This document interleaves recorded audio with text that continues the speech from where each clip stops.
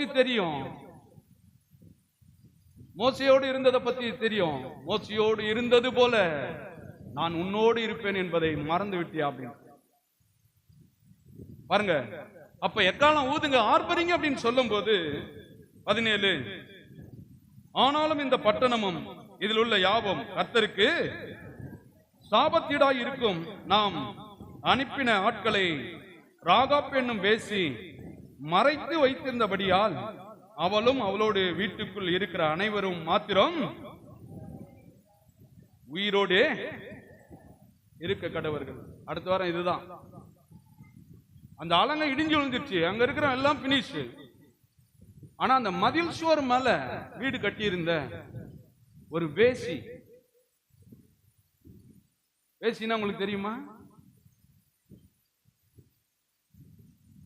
ஆனா அந்த அம்மா வீடு மட்டும் அந்த அலங்கத்து மேல கட்டியிருந்த வீடு மட்டும் என்ன பண்ணலையா? இடிந்து விழுயா. ஏன்? வேசி என்ன அவ்வளவு நல்லா இருந்திருப்பாங்களா? பரிசுத்தமா இருந்திருப்பாங்க. அதான் அடுத்த வாரம் பார்க்கிறோம். நம்மளுடைய தகுதி இல்ல, நம்மளுடைய பரிசுத்தம் அல்ல, நம்மளுடைய உபவாசம் அல்ல, நாங்க ராத்திரி எல்லாம் முழிச்சிட்டு இருந்தோங்க அதனாலதான் இது நடந்துச்சு அப்படின்றது இல்ல. இது எதனால நடக்கிறது என்பதை கண்டுகொள்ள வேண்டும். நிறைய பாஸ்டர்ங்க இன்னைக்கு அப்படிதான். அடியேன் நான் இந்த வாரம் முழுவதும் உபவாசம் இருந்தேன், அதனால இந்த பிசாசு என்ன பண்ண துரத்துன. பாத்துறீங்களா? ஐயா உங்களுக்காக நான் சாப்பிடாமல் இருப்பேன். ஆண்டவர் சொல்றாரு, நான் என்பது தன்னை மேன்மை பாராட்டுகிறவன். அவன் என்ன பண்ண? முறிந்து விழுந்தான். நிறைய பாஸ்டர் மாதிரி அப்படிதான். நான் வந்து இந்த பிசாசை துரத்துவேன். இப்படிதான் நிறைய பேர் சொல்லிட்டு இருக்காங்க.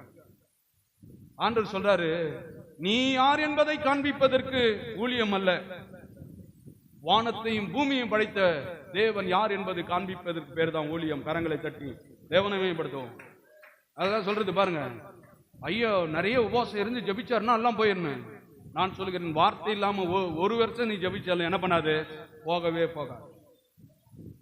வார்த்தையின் மகத்துவம், மகிமை,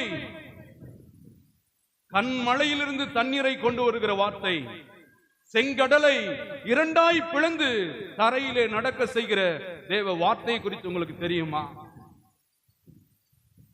ஐயாவை பத்தி தெரியும், ஐயா எத்தனை நாள் சாப்பிடாம இருக்கிறத பத்தி தெரியும், ஐயா அதிகாலமே தூங்காம ஜபிக்காருன்றது தெரியும். இஸ்ரவேலை காக்கிறவர் உறங்குவதும் இல்லை தூங்குவதும் இல்லை, இவரை பற்றி உங்களுக்கு தெரியுமா?